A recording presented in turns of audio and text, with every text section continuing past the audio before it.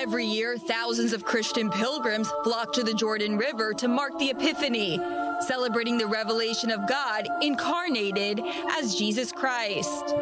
But this year, the event is quite different for two main reasons. The coronavirus pandemic has certainly changed the scope of the celebrations.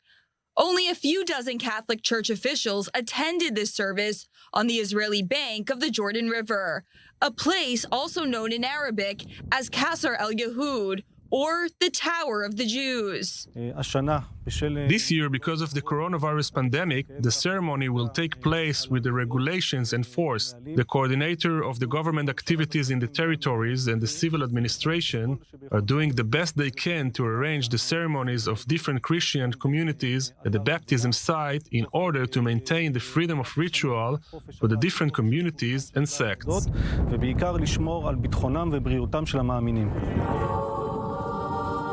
But there is another difference this year, and it's a welcome one. For the first time in 54 years, the Franciscan order held the main ceremony inside their church.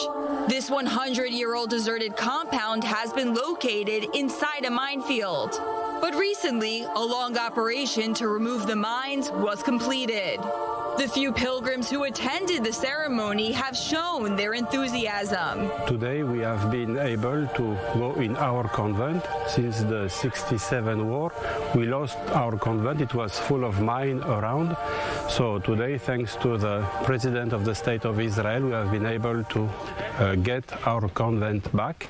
So we celebrate the Mass in the convent, and now we come after the Mass to worship the place where the baptism happened. The event started with a traditional march from the Greek Orthodox Church towards the so-called land of monasteries, consisting of 7 churches and monasteries from different streams of Christianity.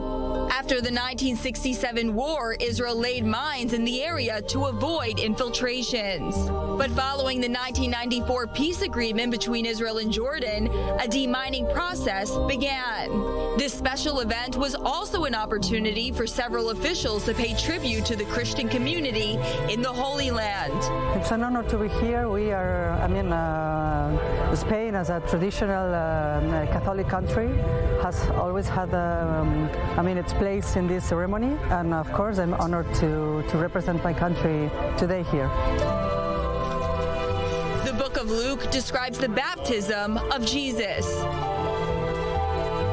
When all the people were being baptized, Jesus was baptized too. And as he was praying, heaven was opened and the Holy Spirit descended on him in bodily form like a dove.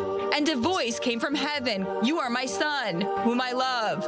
With you, I am well pleased." Despite the COVID-19 pandemic and a major lockdown in Israel, those who participated in this small service can still deliver a message of peace and inspiration to the Christian world and beyond.